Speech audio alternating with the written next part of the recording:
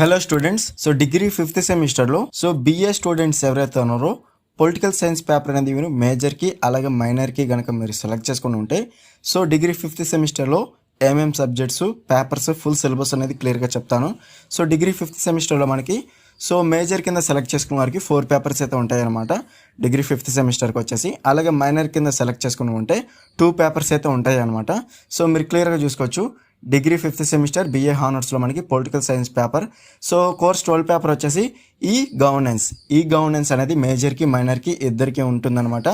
అలాగే second paper వచ్చేసి course 13 paper local administration. ఇది కూడా మనకి మేజర్కి మైనర్కి ఇద్దరికి ఉంటుంది.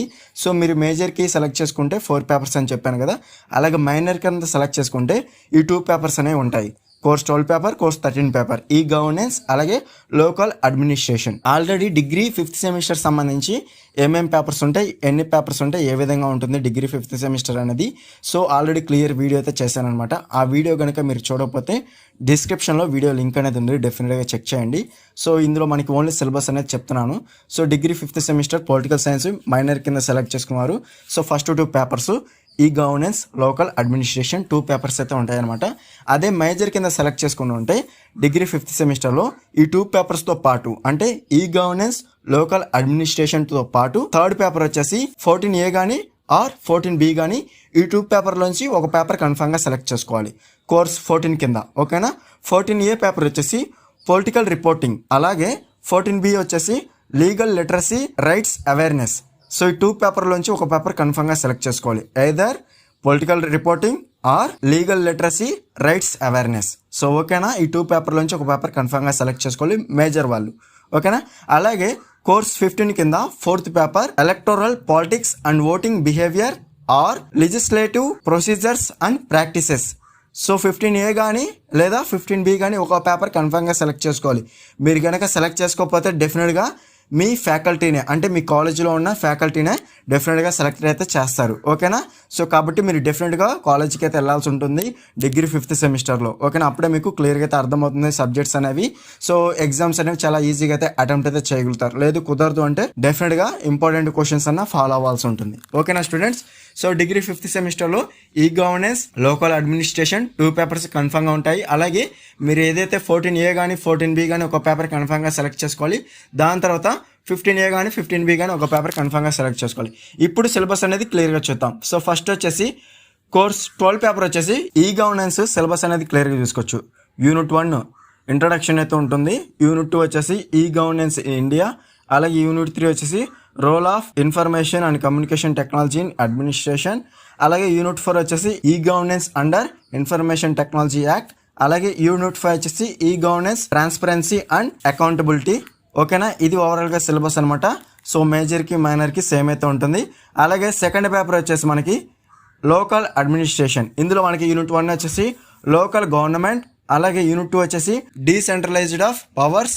అలాగే యూనిట్ 3 వచ్చేసి రెవెన్యూ రైజింగ్ అవెన్యూస్. అలాగే యూనిట్ 4 వచ్చేసి ఛాలెంజెస్ ఫర్ లోకల్ అడ్మినిస్ట్రేషన్.